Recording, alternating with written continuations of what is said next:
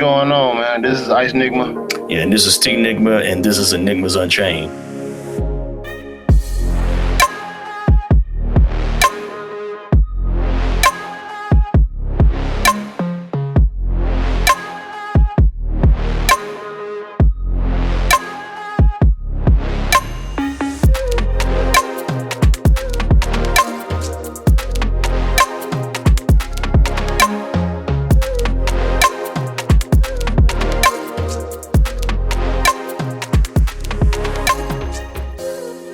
What it do, my peoples? This is T Enigma with Enigmas Unchained, and we are back again for another episode. Thank you guys for the overwhelming response for the Superman and his Men in Cheap Imitations episode. It was very fun to be able to do that with my blood brother. It was pretty dope. We'll look forward to doing another topic like that again. But today we're going to talk about Star Wars, and to do that, I have my other brother. I have the ordinary fellow, Jay. How you doing, brother? All right, we're alive up here. Absolutely. You know what I'm saying? Like, I'm glad that you're alive, especially for this particular topic, because we're both, Star Wars heads. You're actually the bigger one of this particular genre because you have like more literature than me. But I can't wait to talk about this particular situation because I gotta say, man, I was impressed. I was impressed by Visions. I was even a poster. I want that poster on my wall. I looked at the poster. I was like, that would look good on my wall. Did they make that in a banner? I was like, the art styles were so cool. So we're gonna go through each one. We're gonna go through each episode, talk about the studio for a moment, and then we're gonna jump into like the actual synopsis of the episode. We'll do thoughts. Once we're finished going through all 9 episodes, then we'll tell you how we rank them. How we rank them from best to I don't want to say worse, but trying not to be that guy right now. From best to least appetizing, I'll put it like that. So the first episode was done by Kamikaze Doja, who is normally the studio who does, if I'm not mistaken, the JoJo Bizarre Adventure, right? I think that's. I don't know their title off top. There were a couple studios in here. I probably have seen their work, but I don't know them off top. If that makes sense. Yeah, you're good. Like the only reason I think that they're JoJo's Bizarre Adventures, like because they're they called. I remember the nickname for them was a half breed company because they were dealing with blending like 2D animation, like cell animation and stuff like that. I think that's like I think that is JoJo Bizarre Adventures developers, like at least studio that usually did it. At least in the old days, something like that. I want to say old days, like 2012, 2013, whatever. So yeah, but I think that was them. But the duel was there first. It was the episode. It was episode 1 for Star Wars Visions. And pretty much just to back up for a moment, Star Wars Visions is a collaboration of multiple Japanese studios given the free reign to do episodes inside of the Star Wars universe. So that doesn't mean they didn't have to adhere to the Star Wars Skywalker saga.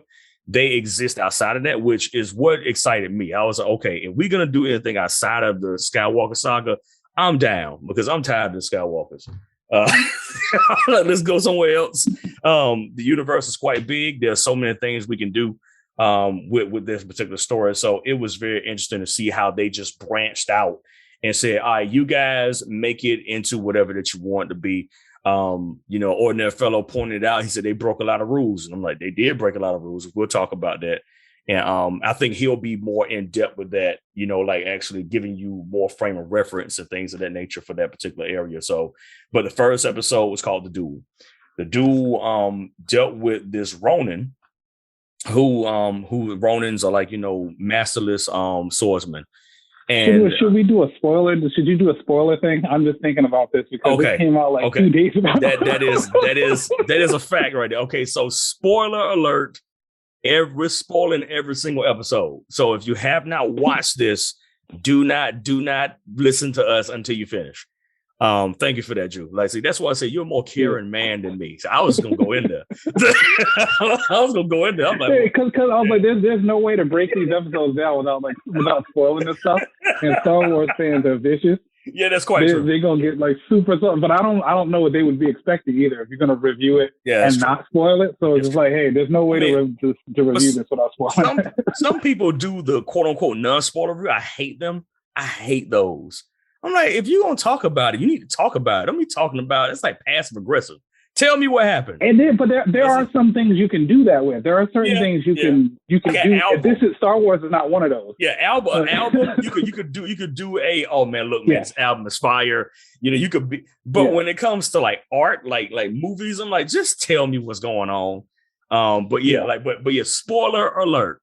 Like blaring signs. Do not listen until you watch it, because we are about to spoil each episode. So now the dude centered around this Ronin, Master of the Swordsman, and these bandits attack this village. And the bandit, the lead bandit, apparently has a Sith. It's a Sith because they have the red lightsaber. And she got this crazy umbrella crate. I mean, that thing was ignorant. I was like, yo, I never thought about that. Like just like using a freaking kyber crystal to. It was crazy. Like using a kyber crystal to attach to a lightsaber. That because like it's pretty much what Kylo did. I mean, it's just being at 100%. Kylo had the vents for his kyber crystal. So I'm like, this is pretty much the same thing, except for it literally goes through an umbrella in a sense. And she was going ham on everything that moved, you know what I'm saying? So the Ronin he could tell that he didn't want to really get involved, even while watching people die. He was like, look, man, all right, whatever. Look, he look, this old man, he was like, look, I'm gonna put this pot on. I need you to, his droid had got like injured. So he pulled the droid aside, asked his older man to fix it. He said, fix my droid, and I need you to have him fixed by the time this pot boils, right? And then he rolls out there and just waxes suckers. But what was the shock, though? The shock for that was that he, too, was a Sith. And that's never happened before. And unheard of. Especially it's unheard of. So, not that two Siths would fight, because you do see a lot of that in expanded universe. You do see a lot of that like in the Dawn of the Jedi, stuff like that. To see two dark side users fighting, and that part's not unheard of. But in that particular scenario where you have a dark side user defending a town, he's doing what would be expected as a Jedi role. But when he pulled his lightsaber out, it was red. Even the Sith Lord who was attacking the village was shocked. She called him a traitor. I thought it was dope. I was like, yo, I was like, where has this been all my life? I was like, seriously, like, I'm like, there's so much to glean from this episode, and so to finish it out, they do like the two Sith Lord. I don't want to say Sith Lord, but I think she called herself a Sith Lord. But the two Siths do. She did. Yeah, she did call herself. She called herself a Sith Lord. Yeah. So she they're fighting, pretty much from the town all the way to the river, and your boy and her are fighting on like a log, which was like flat out gangster. I mean, they was fighting on. It was almost like the Anakin Obi-Wan scrap, except for there was no lava. There was no lava, thankfully. But so and there was no high ground. Because that's a Jedi thing, but like the the pot, the old man's fixing the droid, and the pot finally hisses. The droid turns on, and the droid just rolls out in the middle of the streets and just start busting suckers. That's pretty much what happened. I mean, I'm not even exaggerating that. He rolled out. Yeah, they were shooting off these missiles that were pulling out these missiles that were very like I can see all the influences there. I can see Star Wars Rebels influences, like even just the design of the Sith Lord's lightsaber. Mm-hmm. They could tell that they pulled. It's a combination of how they designed that. It's a combination of how the Inquisitors lightsabers, because it's a double-headed lightsaber that spins that they can use as a helicopter to get around. It's a combination of that. And then some of the stuff that went into General Grievous in terms of how he used lightsabers. That's what I thought about. I thought about Grievous. Yeah. That was the first thing I thought. I was like, yo, that looks like some Grievous stuff right there. So, yeah. Yeah. So they definitely pulled from General Grievous. They pulled from Star Wars Rebels, because the Inquisitors really only appear in Star Wars Rebels in terms of, like, they in the comics, but they, in terms of like on screen, they appear in Rebels, and then they appear in Fallen Order. They don't really have you don't really see much of them anywhere else. Yeah. So you can see them pulling from those two influences in terms of that lightsaber design, like the unorthodox lightsaber usage and design. And then also with that droid that was shooting the missiles, that totally came from like whoever was at that studio that came up with that stuff. They saw Mandalorian's whistling birds, and that's because the missiles were moving just like whistling birds. Like Mandalorian whistling birds. Yeah. So the Mandalorian uses like they were moving just like that. So like that makes sense. Totally a whistling bird thing. Yeah. I mean, and in fact, the heat seek, you know what I'm saying? They were them suckers was it hit the dude by the river. I mean, I was like, God dang! I mean, I don't want to say a mile away, but that's far away from where they were. They weren't close. They weren't close. They were a ways off. Yeah, like so it clapped the dude by the river. It's the best gat you could get. I said, I see why he wanted this droid fixed. God dang! I mean, he was like, "Nah, fix my droid for me." You know what I'm saying? The best gun in the West. And they fought like where the two Siths are still fighting. The Ronin ends up falling off of the waterfall, like they're at the edge of the waterfall, and he falls into the water below. And there is a cavern behind the waterfall, which is like an age-old trope. I love that trope though, because like then you want to get adventurous and see if there's something behind waterfalls, and hopefully you might not die. But but you know, he goes behind the waterfall, and there's like a shrine behind the waterfall. So the Sith Lord bandit jumps down, you know what I'm saying, gets down there, and she uses the Force to move the log in the way of the waterfall, to just part just enough to be able to see inside the waterfall. And she sees the red lightsaber like activated.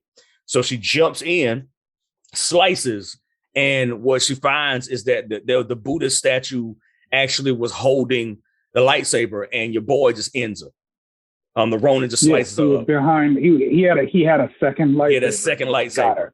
And got her. And I was like, oh my goodness. I mean, it was so good. And that's a Sith move. That's a Sith move. Jedi don't fight like that. He's totally a dark side warrior for sure. Yeah. So I mean, and it's not even samurai. You know, so because like people, I saw somebody put oh well, you know, that's no, it's not. Samurais don't believe in striking people in the back. That's not a That's true. That's not so that's, you can't that's Ronin stuff. That's Ronin style. Stuff. Yep. Yes, sir. Yeah, like that's a masterless swordsman style. Like that's you have to survive fighting. That's not we have to honor this person by a code. They have to look a person in their eyes when they know. No, he's like, I'm getting out of this thing alive. That was his thing. I'm getting out of this sucker alive. Yeah. He wasn't trying to defeat her. He was trying to win. Yeah, he was trying to win. He wasn't interested in honor or any of that stuff. He wasn't trying to it wasn't a fair fight. That's right. At all. And like he made sure she understood it wasn't fair, yo. I mean, he had tricks up his sleeves, man. The fact that he even uses droid in that manner. No Jedi has ever used a droid like that. Correct me if I'm wrong. I've not seen a Sith use a droid like that. You know, like I can't. The closest that I can come to think of would probably be Anakin with the way that he used R2.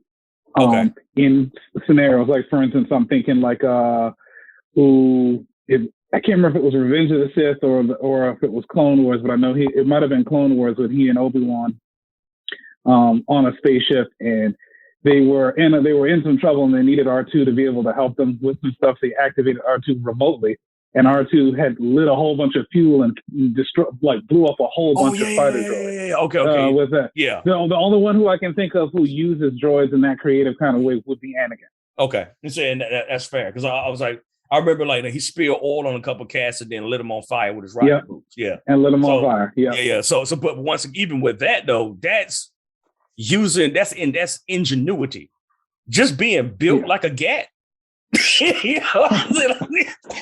With having missiles and everything all ready to go. Yeah, I mean, for real. I was like, yo, if that droid would have blew up, just blown up, that whole village would have been a crater. That sucker is armed to the teeth. So yeah, but I mean, I give this freaking episode an 8. I was like, oh my goodness, give me more. And then like, and their fellow was like, yo, to let you know, there's a book. And I was like, oh yes. So they have a book. There is a book coming out for this. They're going to expand on the duel with the book. It's going to give you more backstory to the character and show. I think they said the book is going to show what happened before that and what happened after that. It did. I read the synopsis last night, and it talked about how once again, it's spoilers. Like, if you watching this, man, I don't feel sorry for you no more. You're about 10 minutes in. This is your fault. So like pretty much the book talks about how the Sith, there were feudal lords and stuff like that with Jedi. Jedis are actually chosen particular feudal lords on this particular planet. And what ended up happening is that Sith ended up breaking out of those feudal lord sections because they were like, we're tired of these wars. So the Sith actually ended up rebelling and beating everybody. But then because of that, even after that, the Sith split again. So infighting is not uncommon to the Sith. That's why they had to do the rule of two. It's common. Yeah, like the rule of two is a actual rule to keep them from killing each other all the time. It's like, no, we need this because they're greedy and they want everyone wants more power. Yep. and everyone is envious of the person who has more power than them. Absolutely. So they will either completely implode or they will scatter. Yep. And then Jedi will basically do an inquisition on them and get them over time. Like, absolutely, they're so selfish. They tend not be able to work together for long periods of time. It's just ineffective. And so when was it Darth Bane that came up with the rule for the rule of two? Yeah, was it Bane? Yeah. And so beginning with Bane, the rule of two. That's the super nerdy Star Wars stuff there. Yeah, but that's the whole reason why. So people want to know that's really the reason why is because the Sith were prone to infighting and killing each other. So but they don't have that here. So what he ended up doing, the Ronin just left. He's not a Jedi. He was a Sith. He still is a Sith, but he's not particularly in an order anymore on either side. So he's just like, for him, he's actually just trying to survive. So that's how they set that situation up for the bandit village, man. So your thoughts, bro? So one, I love the nod to Kurosawa's Seven Samurai with how they did that. Just the whole bandit, someone there hired by the village chief to protect the people. It's always going to be a nod to Kurosawa when they did that. So, and stylistically, they chose to represent that with the black and white motif with that. Mm-hmm. So I thought that was great. The rules that were broken in this, there were a few rules that were broken in terms of like Star Wars physics, Star Wars, like how the modus operandi for Star Wars. Typically, rules are broken for a couple of reasons when Star Wars happens. Folks usually get upset when rules get broken unless it's super cool. But when rules get broken in Star Wars, it's usually done for one of two reasons. One, to introduce something new about the characters and about the lore that would help you to nuance the characters further, or to advance the plot. So like, for instance, an example of something that was visually stunning to see, but made a lot of people mad, was like when they used the hyperspace attack, what they call the Holdo maneuvers in Star Wars 8. Mm-hmm. And they split apart, the flagship Star Destroyer that was chasing after Leia and the Rebels. That had never happened before. We have a whole hyperspace war thing that you can find in the comics and the books. That just defies logic that they could actually reliably use that as a weapon. That's nonsense in that sense, but it was extremely beautiful. I think it was nominated for an Academy Award for the visuals on it. It was stunning. It was incredible. Yeah, I will give props for props is due now. That was a freaking great shot. I was like, if it was anything else, I was like, oh my goodness. It was amazing. The visual effects team that put that movie together are the ones who need a standing ovation, because like that movie is beautiful. It's the best looking Star Wars film. Absolutely beautiful. But bar none. It's not even close either. It's not even close. It is bar none the most beautiful Star Wars, man. Yeah, I will give props and props is due. Like every shot for shot. If I didn't know the story and nothing like that, and somebody was just putting pictures in front of me of episode 8, it is a beautiful film. So I give props to props due. You know what I'm saying? Yeah, but and I think that's where the fandom is divided. Well, that's one of the dividing lines for the fandom for that. It's because Star Wars 8 was and I'll jump back in a second because it's related to because it's going to be on the basis of how we judge the Vision stuff. Star Wars 8 was a decent movie. It just wasn't a really great Star Wars movie. It wasn't the Empire Strikes Back, which is what folks were hoping it was going to be, because Empire really stood out among all the previous films. You know, it's like the cream of the crop for a lot of folks. Yeah. And there were rules broken in 8. To advance the plot, but also to try to nuance the characters, doing stuff that you had never seen before. So I feel like the stuff that was done in this were also a combination of the two. One, to advance the plot, or to fit into the world itself, or to nuance the character. The lightsaber rule with the lady with the umbrellas, that's not a break. That flows in with existing stuff. Dude man being able to pull a sword out of a sheath and the beam is activating as he pulls it, that's kind of a rule. Because because unless that sheath is made of Beskar, it's just it's nonsensical to do such a thing. That's not how lightsabers work. Absolutely. That's not how lightsabers work, but it works perfectly to fit into that world. It fits well in that world. Yeah. And it also allowed for the maximum shock value when he pulls the blades in the sheath, and it was red. Yeah. I mean, it was one of those, beautiful shot. Like, it was beautiful, but I thought is that better? Because like, to think about a lightsaber being activated all the time, to me, is terrifying. Because even for Beskar, you know what I'm saying? I was like, I don't know. You can't just, or maybe he activates it and it shoots down into the Beskar and takes the form of a blade. But even then, once he pulls he's got to be careful. And then, if you're using the Force to pull that out, it's excessive. You don't need to do that. You know, but so it works visually, but it's nonsensical for the concept of a lightsaber. It didn't work at all. Yeah, like it advanced the plot and it grounded you inside of the context. Because the context is a Kurosawa-esque, you know, bandit, Ronin type situation, and so it works for that situation, but it doesn't necessarily fit in the Star Wars universe overall. So that was rule number 1 that was broken.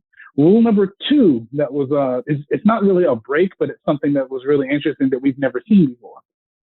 When a Sith is using a kyber crystal that obviously has been bled and it's been poured into a dark side power, to use it as a ward to keep away other dark side users.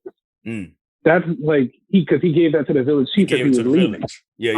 I was going to get to that. So I've never heard of that kind of thing. I've heard of people putting curses or using the Force to keep light side users from entering places, because that was what happened with Exar Kun and Uluk Kel-Drama. When Uluk was being converted to the dark side, he couldn't initially enter the tomb of Exar. You know, I can't remember whose tomb they were trying to go into, but he couldn't initially enter the tomb because he still had too much light in him.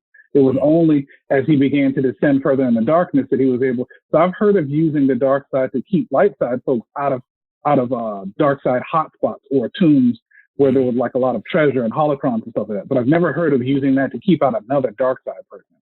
That's really interesting. We've never seen anything like that before, and I almost wonder how that works. I hope the book explains that. Because that makes sense, because he's never done that before. I mean, I could be mistaken. He had like 5 other crystals on him, if I'm not mistaken. I mean, he had plenty of them. Yeah, he was collecting them. Yes, so that means he's knocked off an additional 5 or 6 of the Sith Lords. This dude is a savage. You know what I'm saying? So it's an A. I mean, it's an A plus. I love the style. You know, like, and you could tell it had that 3D CGI feel to it, but it wasn't to the point where it almost felt like you were just watching 2 different slideshows just moving. You know, it was fluid. The animation was great. It was unique. You know, it had the art style. I mean, the ink art style to it. I mean, like I said, Kurosawa influence. You know, it was so good. Like I mean, I would actually be good with them making a series out of this. Like, that was something that me and all that fellow was talking about offline. We're like, yo, he was like, yo, this episode deserves like 12 episodes. This episode deserves 26 episodes of it, and we're gonna get to that as we go along. So yeah, so how would you rate this from A to F? I would say it's an A. I don't know if I want a whole series for this. I feel like I feel like I would want a movie, either a really long, either like a 2-part OAV or either a full length movie or a 2-part OAV would do me on this. I don't know that I want to. I don't know if I want 20. If I have 25 hours of this in me.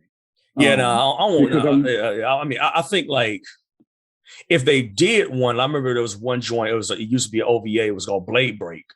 Blade Break was like a 3 part OVA, and they made it into like I think it's a 26 episode. I think for this one, it will probably make sense to make it like in between 12 and 20. You know, if they wanted to, just to make sure that we had the backstory of how the Jedi feudal lords and stuff like that, how that stuff worked out, because that deserves a section. Because I need to. So you're saying that you got 6 to 10 hours in you for this. That's what you think, because that's what it boils down to. You have 6, because if it's 12 episodes, that's in half-hour episodes, that's 6 hours. Or so I have 6 to 10 hours in me. I got that much in me for this story, especially just because reading the synopsis for Ronin, when it said that there were 4 Jedi, feudal lord situations. I'm like, I want to see that. I've never heard that before. I've not heard of a situation like that with a Jedi were pretty much in power. Like in that particular arena, I've not seen that before. I was like, I would like to see how that looks before the Sith actually rebelled. So I would like to see how they set that up. That would probably be like 2 or 3 episodes, and then we get into the fight, and then we get into the split, and then we get to him meandering, and then we get to the bandit situation. They can close it out. So that's at least me. So yeah. So now episode 2. It's an A. Yeah. So you said an A. So we both agree it's an A. So episode 2 was Tatooine Rhapsody. It was the Tatooine Rhapsody. Tatooine Rhapsody by Studio Colorido. And they are, and it's crazy, like they're the ones who did Burn the Witch. I mean, you've seen that joint? Tite Kubo, like Tite Kubo's. Yeah, like so. It was beautifully animated. Beautiful. That was it was a short anime, but it was beautiful anime. Absolutely beautiful, man. So they ended up, they did Burn the Witch, and they did this episode. Now, so it starts out with this little kid. It looks like he might be a Padawan, if I'm not mistaken. I mean, like I didn't see him. He seems like a Padawan. It seems to me, if I was following what was happening. Yeah, because I didn't see. It looks like he was a. Yeah, I didn't see his hair. He was definitely a. He had the little. I think he had the braid. Okay, cool. So he was not a fully fledged knight. Okay. I don't know where he dropped in from, but if I had to guess what happened, my guess is that he was. If I had to guess what happened, this is sometime either at the end of or sometime in the middle of the Purge. Is what I'm guessing. And this would probably, if I had to guess, this is probably toward the end of the Purge. Okay. And it looks like he somehow got separated from his master. Okay. Because the reason why I say it would have to be during the Purge is because it can't be happening during the prequel time, because during the prequel time, Boba Fett is still really young. And Boba Fett is one of the antagonists in that. Mm-hmm. Boba Fett is still a kid, if you recall, because at the end of Clone Wars, he was still a little kid after Jango Fett was killed in that one. So, but during, I would say, about mid to the end of Purge, we have like the Jedi Fallen Order timeline of that. So you could have a young teenage, early 20s Boba Fett doing work at that point. Mm-hmm. And so Boba Fett is after this young. Well, actually, he's not after the Padawan. He's after this young Hutt that has a band that this young Padawan has fallen in the lap of and has become a bandmate. So it sort of starts off with this young Padawan who's fallen out of nowhere with a broken lightsaber. Yep. And you have this Hutt who just doesn't want to be a gangster like other Hutts are. He wants to do a musical band. And so he invites this young Padawan with his broken lightsaber to become his lead guitarist. Yep. But the Hutt has a bounty on his head that Jabba the Hutt put on him, and Boba Fett has come to collect. That's pretty much our plot there. And Boba Fett doesn't miss. He gets his bounty. Yeah. And so the young Padawan has to decide now that he's sort of given up the Jedi Order. There isn't anyone now. They've been purged, and he's got a broken lightsaber. Am I going to try to get my friend back with Force, or am I going to lean in with the music, which is not a standard Star Wars approach to try to reclaim a friend. Like if you're a Jedi or were trained as a Jedi, trained as a Force user, to not rely on the Force to try to get an outcome, that was sort of it's a different take on that. So he tried to get his friend back without using the Force, and he was successful and got a contract with with Jabba the Hutt. And that's how the episode is. Your boy got a record deal. You know, that's got a record deal on Tatooine with Jabba the Hutt. With Jabba the Hutt, yo. That's literally how the episode is.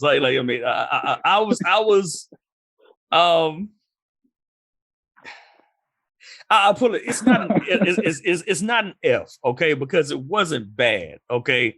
It just wasn't it. That's the best way I can put it. I was like, I can't rewatch this episode because when your boy came to the stage with a lightsaber husk and it turned into a microphone, I'm done.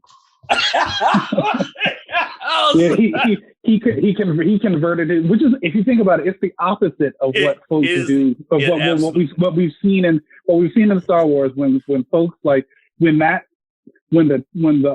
defeat happens, because this young man was defeated by Boba Fett, and Boba Fett chased him and got his friend. Yep. He was unable to defend his friend using the Force or his lightsaber because the lightsaber wouldn't activate it because it's busted.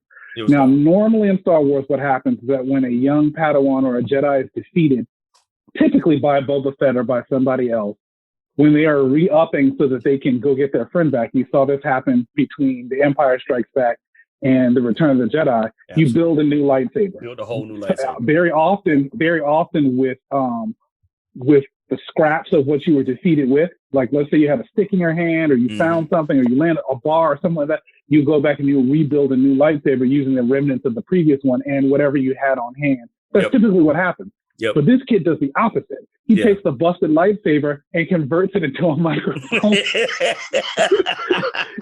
is the exact opposite of what you would see in that universe. He doesn't take his scraps and turn it into a weapon. He turns a weapon into a musical instrument to try to save his friend. I've never seen that happen before. Yeah, I've never seen it before in my lifetime, and hopefully I'll never see it again. And that's like no shade.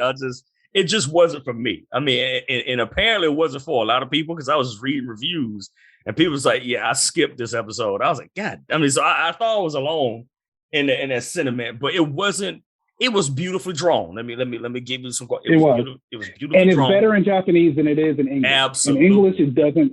It like the only treat for me in English was the fact that the actor that plays Jango Fett and plays Boba Fett actually did the voice of Boba Fett in this. So the fact that they were thoughtful enough to do this for the English dub was really nice. But all the music that happened in that episode, it was created in Japan, so they tried to do a direct translation and it didn't work as well. It did not. So when work. You played the same song in Japanese, it was great. Yeah, but it made no sense in English at all. Yeah, I mean, when I listened to it, I watched that episode in English first, and then I rewinded it back a little bit on my first watch and put it in Cantonese. Listen to it, then wind it again and listen to it in Japanese.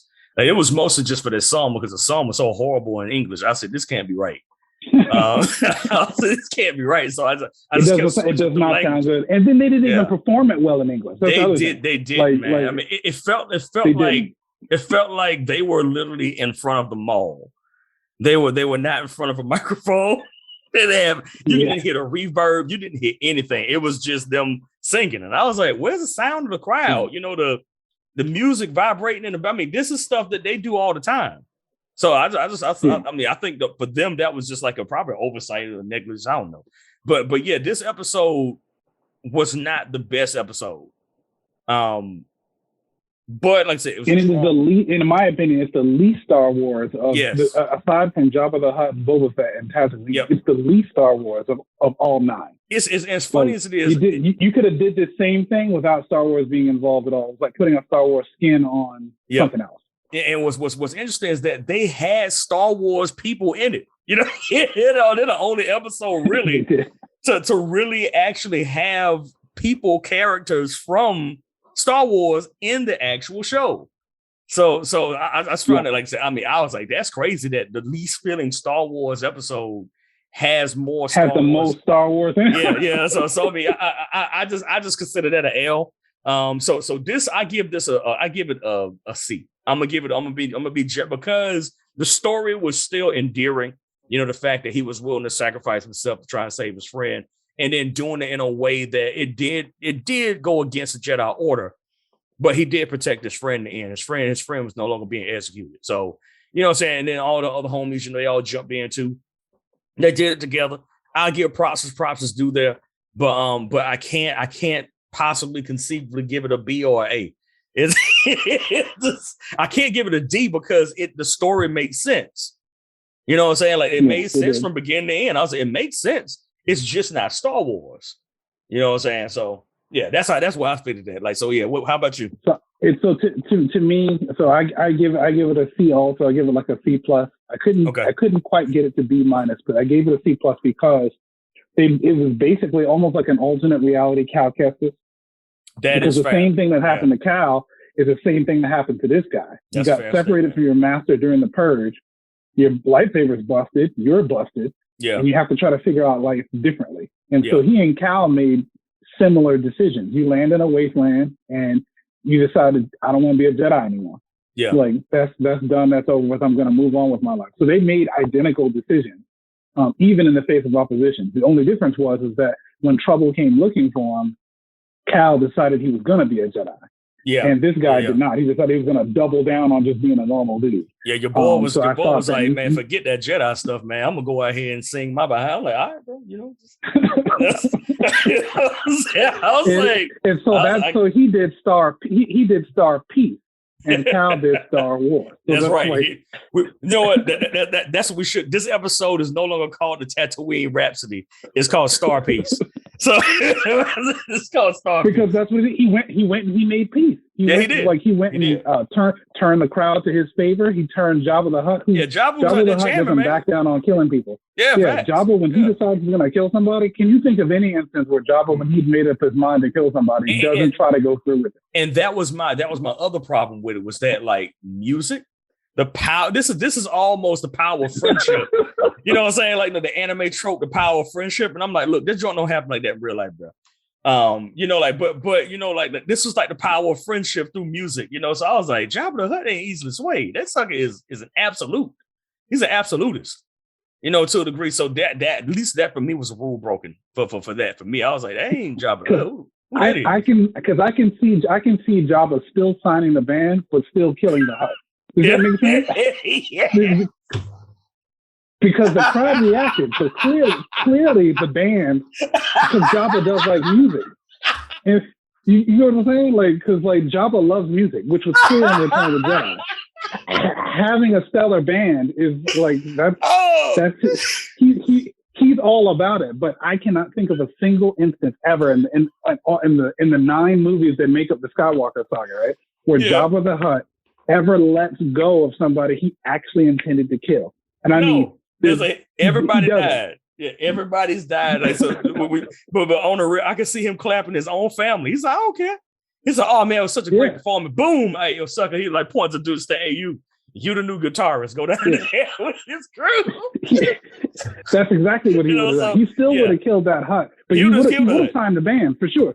Yeah, he would have signed the band. I totally believe that, but he would have killed that Hutt. Apparently, like just from the few scraps that we got from the story, this Hutt was in succession line. That's why he wanted to kill him. So it's like if you think Jabba is gonna back down from that, you know. So I don't know. I mean, that's what I'm gonna keep it at a C. If I keep talking about it, it's gonna become a D. But I'm gonna keep it at a C. We're gonna move to the next one.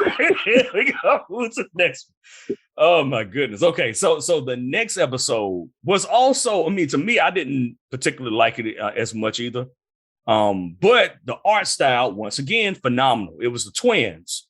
The twins. And Trigger as a studio, Trigger does beautiful anime. Absolutely. They do. They have a great reputation for the visuals.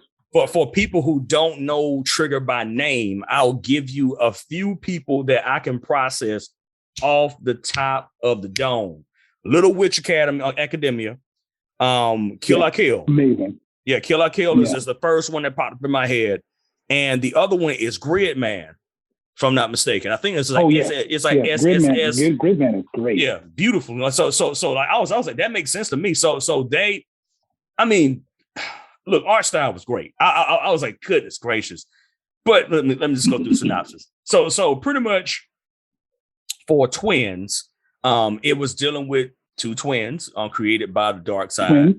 Twin Sith Lords. Yeah, twin Sith Lords created by the dark side.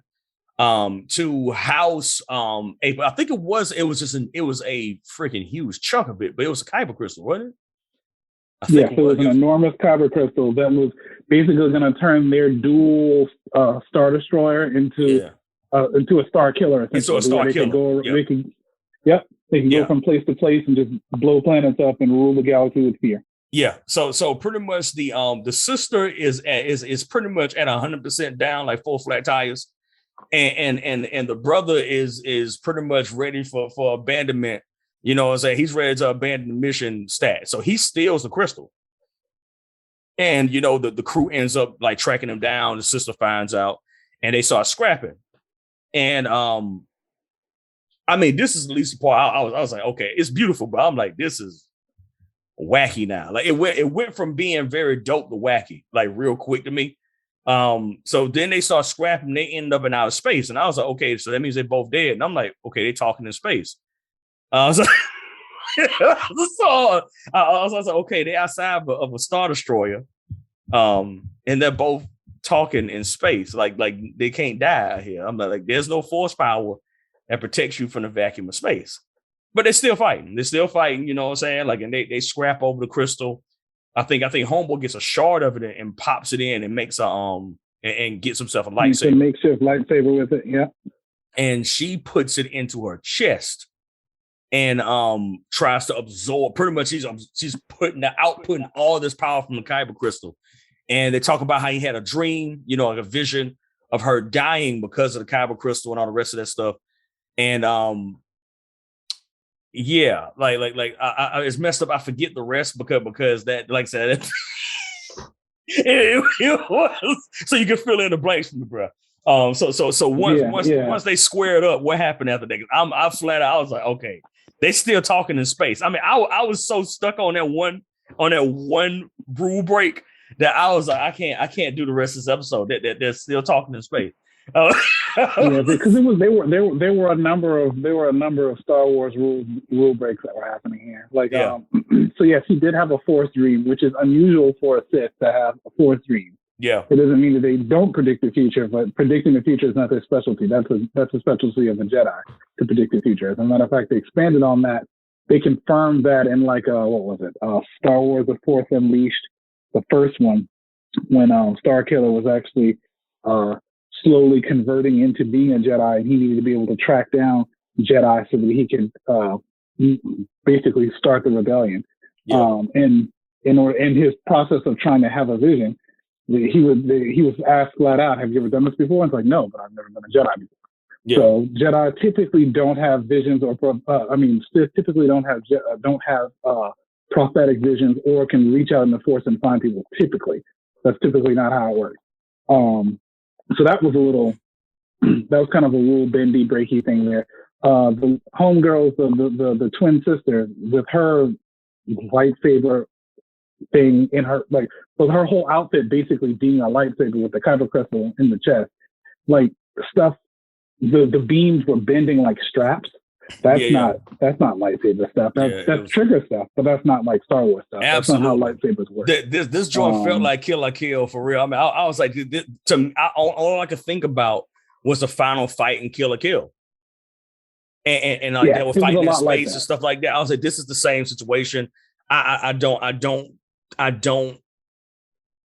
mean, this is gonna sound crazy, you know, especially considering my views on Tatooine Rhapsody. I think this was less Star Wars than Tatooine Rhapsody. It was, but it also had, so it was less Star Wars than Tatooine Rhapsody, but it also had it also had less Star Wars in it. Like Tatooine Rhapsody had. That's true. Tatooine Rhapsody was the least Star Wars like, but it also had the most Star Wars in it. Absolutely. And this had a really low level of Star Wars and a low level of Star Wars content at the same time. They were using the Force. Like he did use the Force to freeze those stun beams that were coming at him and to blow the stormtroopers away. They did have like a Force tug of war when they were trying to, grab that Kyber crystal and they pulled it apart. She did pull his X-wing, which why would a Sith Lord have an X-wing? That was a little weird. That was a little weird for me too. I was like, that's not a Sith ship. Like that's a rebellion ship. For the most part, I was like, that don't. It was sus. That was real suspect. It was a lot more action than Tatooine Rhapsody, but it was stuff that you would see typically from a Trigger animation. It was a lot like Kill la Kill or My Darling in the Franxx or something like that. So entertaining to watch, not really diet Star Wars.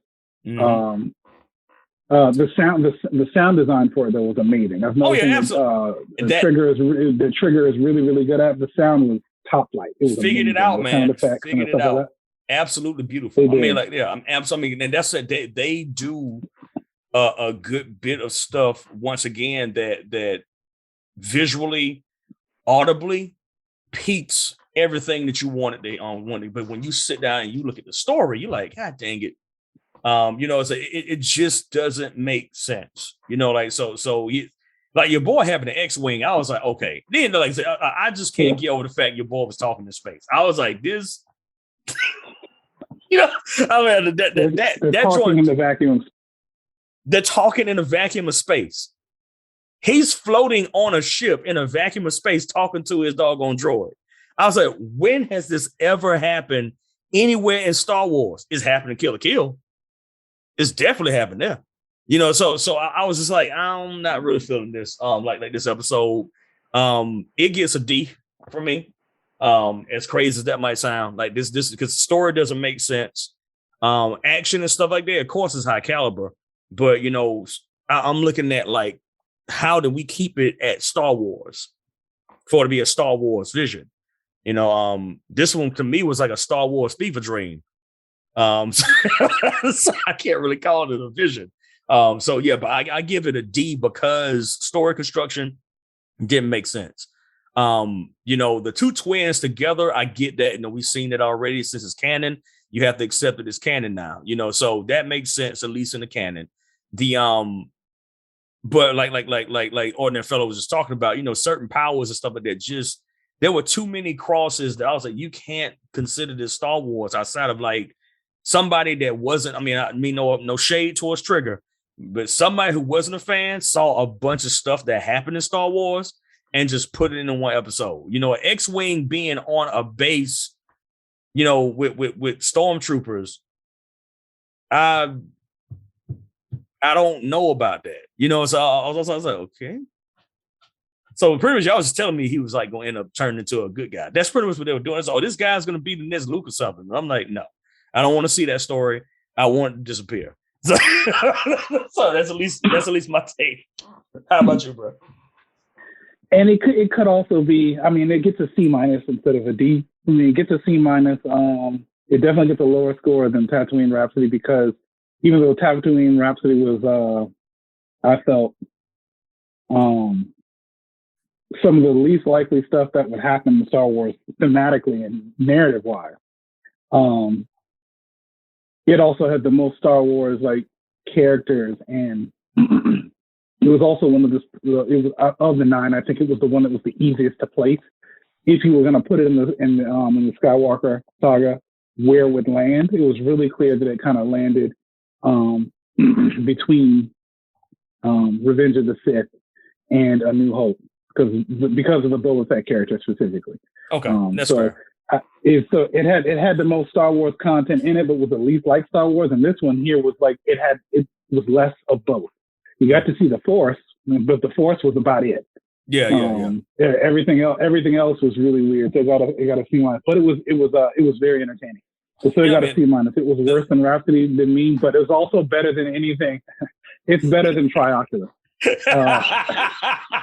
You always pull Trioculus out, man. So for the fans that don't know, or for people who are not Star Wars fans, this is always my florist for the worst Star Wars you can get. There was a novel, it was a graphic novel for Star Wars where they had a character that was supposed to be the son of Emperor Palpatine, who was the big bad in the original Star Wars trilogy, who also reappeared at the end of the final Star Wars trilogy. Supposed to be the son of the big bad, but it turns out he wasn't. He was just a scam artist who implanted a third eye into his forehead and put electrodes into his hand so he could shoot electric out. But he was trying to basically take over the Empire after the Emperor was quote killed. Trioculus is the worst. It's such a grave offense to Star Wars as a whole. It just pulls you out of the story. It's such garbage. It doesn't even make sense how bad it is. Trioculus, and then there's also this like a one-shot comic thing of Luke Skywalker moving a black hole with the Force, which is also just nonsensical stupidity. It never happened. There's anything close to that ever happened in all of Star Wars lore. It's the only thing that it ever happened, and it's unforgivable nonsense. So we've had Luke Skywalker move a black hole with his mind, and we've had Trioculus. Everything else has got to be better than that. In terms of what's actually out there. So it's better than Trioculus. That's perfectly fair. Like I said, like the fact that they talked in space docked them by a whole grade. That was that's just me. I was like, no, you don't do that. Like it's such a simple rule to remember. There's Star Wars, like if they could talk in space, just give them rockets and stuff like that. I'm just but yeah, it's true. Yeah, so it's true. If they could talk in space too, we wouldn't need spaceships. Just give them jetpacks or something. Just give me a Jedi suit, a Jedi metal Iron Man suit or something like that. So you won't go this far. Let's go that route and just go fight in space. So you know what I'm saying? Like, but what you said is right though. I mean, like Trioculus is definitely the floor. I would not take that away from you.